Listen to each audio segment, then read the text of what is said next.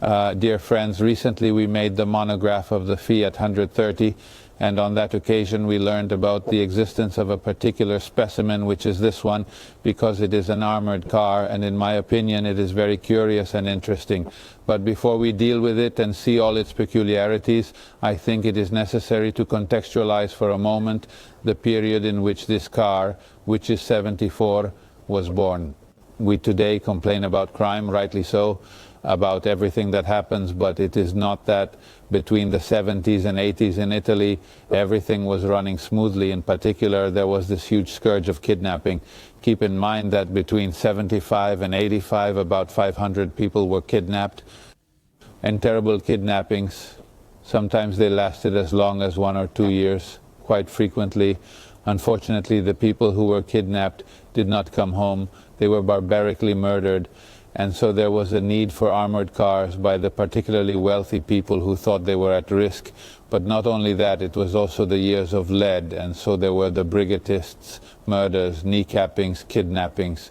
By the way, I don't know if at the moment I also want to mention one for all. A person who, by the way, I knew my family, engineer Taliercio, who was kidnapped in Mestre and did not cooperate with the terrorists. Was tortured, finally killed. So in short, it was a situation of great risk, of great danger, and armored cars were absolutely necessary. They armored mainly the flagships because they withstood the armor better, but it was also common to have the 112 or the 127 of the wives or of the daughters. Yeah, this one in particular belonged to a fairly well-known character who is Count Corrado Augusta, son of Giovanni, the founder of Augusta. So helicopters, motorcycles, who also had a very jet-set life, very particular, very eventful life, by the way, certainly very wealthy. He owned a yacht of over 50 meters. And so he had this one made particularly by the Boneschi body shop. Yeah, and it's a level 3 armor. There were 4 classes of armor. The 3, like this one, resisted all short-barreled weapons and most of the long-barreled rifles, and so it was only partially vulnerable to weapons of war, which, however, were not used in kidnapping cases.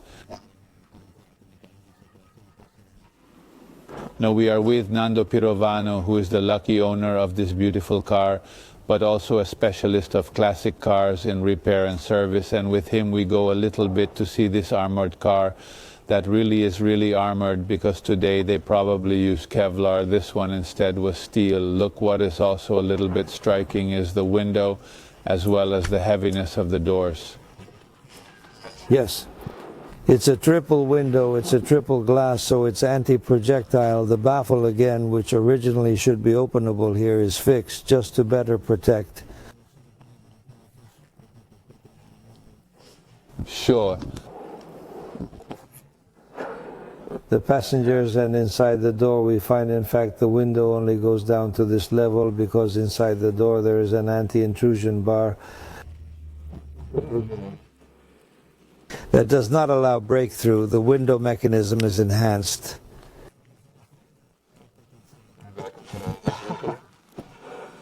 We have at the door a double lock is controlled by this lever, and the closing is connected to a light on the tunnel so that the driver knows that the passengers have operated. How much does it weigh? Already the 130 weighed in the 1,006 of its own. Weighs over 20 quintals. It weighs over 20 quintals, so much so that it is approved for 3 people to get back in. Clear? In the original weights. So 400 kilos of armor. Then it seems to me that even back here you can't see, but it's reinforced. Inside the fenders there is a shaped bar, also to prevent the fender from breaking through in case of ramming. Here, and the tires are bulletproof. Inside they have another rubber, hard rubber, solid rubber. Sure. They were Pirelli originally, no? But the 130 would mount Pirelli or Michelin. Okay, so they were vintage run flats, let's say. The tires? were normal, only inside there was this different rubber. Nando, now the rear of the car, the trunk only opened from the inside also, this reinforced just with two particular hinges, and then what else?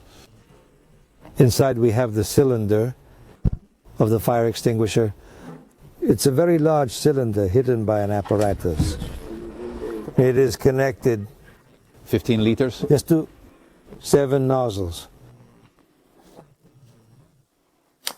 The 2 to the engine heads, 4 to the wheels, and a gasoline observer. Yes. The cylinder is controlled by a lever located on the floor in front of the... Could he pull them? He would pull, and this extinguishing material. So if maybe they wanted to set the car on fire with a Molotov to maybe get them out anyway, he had the ability to extinguish it. Listen, of course, a car like that is going to have probably upgraded brakes and suspension. Shock absorbers are beefed up. They are different from the original ones, even the brake calipers.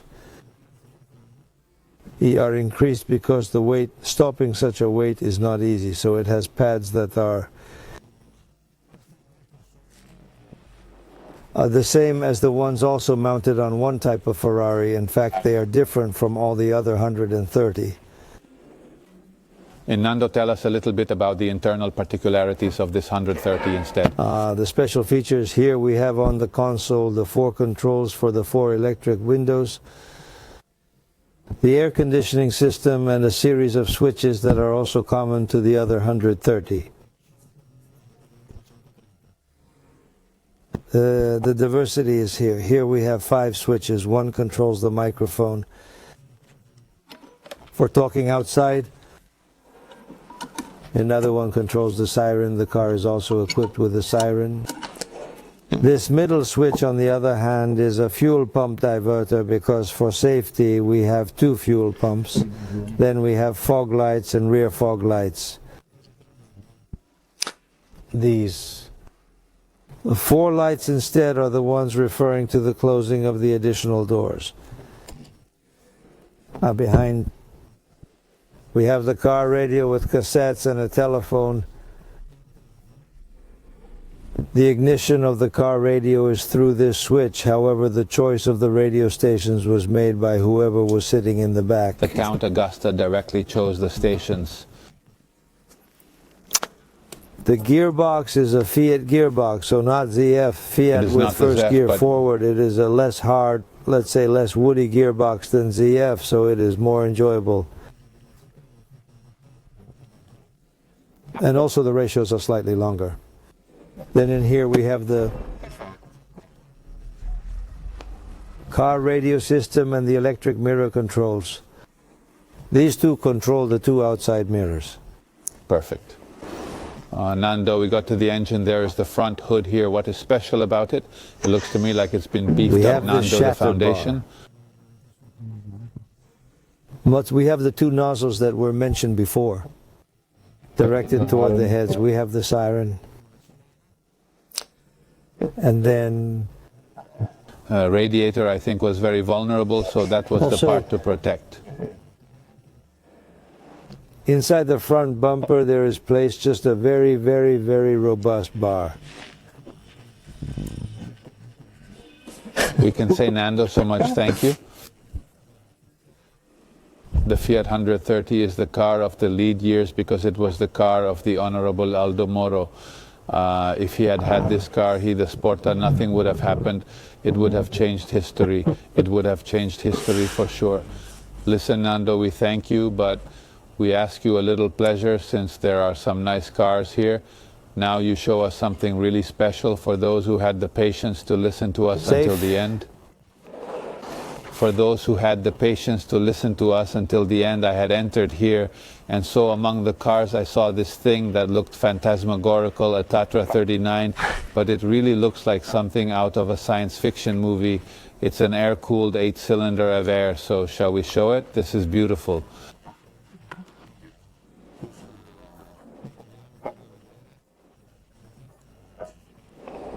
Where do you hear out of?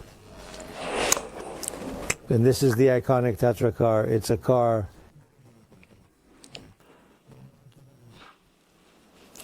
that was among the most beloved, all of the most important personalities.